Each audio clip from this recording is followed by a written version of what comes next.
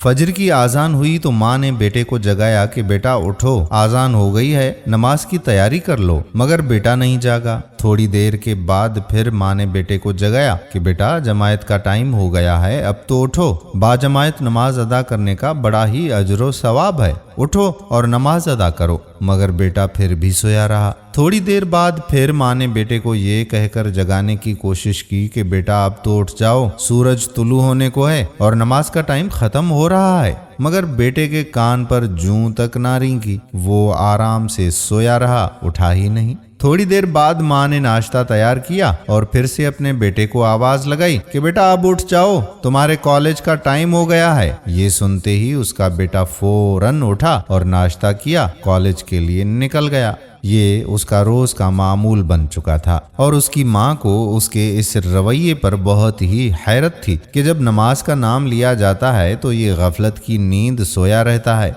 मगर जब कॉलेज का नाम लिया जाता है तो वो फौरन उठ जाता है। उसने अपने बेटे को नमाज की तरगीब दिलाने की बहुत ज्यादा कोशिश की, मगर बेसूद। एक दिन फिर यूं हुआ कि उसने हस्बे मामूल अपने बेटे को फजर की नमाज के लिए जगाया, लेकिन बेटा नहीं जागा। नमाज बा जमायत खत्म होने के बाद उसे दोबारा जगाया, हस्बे रिवायत वो अब भी नहीं जागा।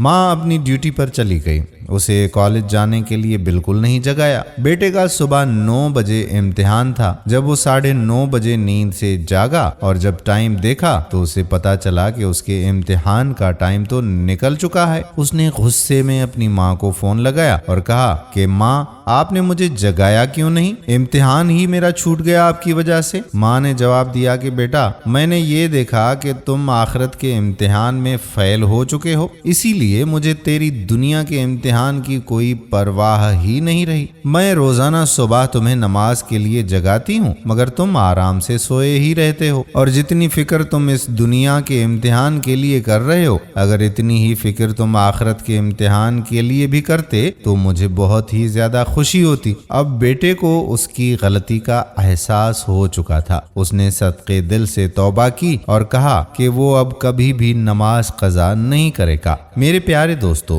हम इस दुनिया की फिक्र में तो बहुत आगे निकल चुके हैं, मगर हमें अपनी आखिरत की कोई फिक्र तक नहीं। हमारे मुआशरे में 5 साल के बच्चे को सुबह 6 बजे उठा दिया जाता है कि स्कूल जाना है, लेकिन 15 साल के नौजवान को फजर की नमाज के लिए नहीं जगाया जाता कि अभी तो ये बच्चा है। नमाज फजर का अदा करना इंसान की शैतान के खिलाफ सबसे पहली और बड़ी फतह है। इतनी लंबी रात होने के बावजूद फजर की नमाज ना पढ़ना हमारी बहुत बड़ी बदकिस्मती कहलाएगी। अल्लाह ताला हम सबको 5 वक्त नमाज बा जमायत अदा करने के साथ साथ उस पर पाबंद रहने की तौफीक अता फरमाए। आमीन सुम्मा आमीन या रब्बल आलमीन। दोस्तों, हम उम्मीद करते हैं कि हमारी आज की वीडियो आपको पसंद जरूर आई होगी। अगर वीडियो पसंद आई है तो अपने दोस्तों के साथ शेयर भी करें। नीचे दिए गए कमेंट सेक्शन में कमेंट्स लिखकर बताइएगा कि कैसी लगी आपको हमारी आज की वीडियो। और अगर आप नमाज का इरादा रखते हैं तो इंशाअल्लाह जरूर लिखिएगा।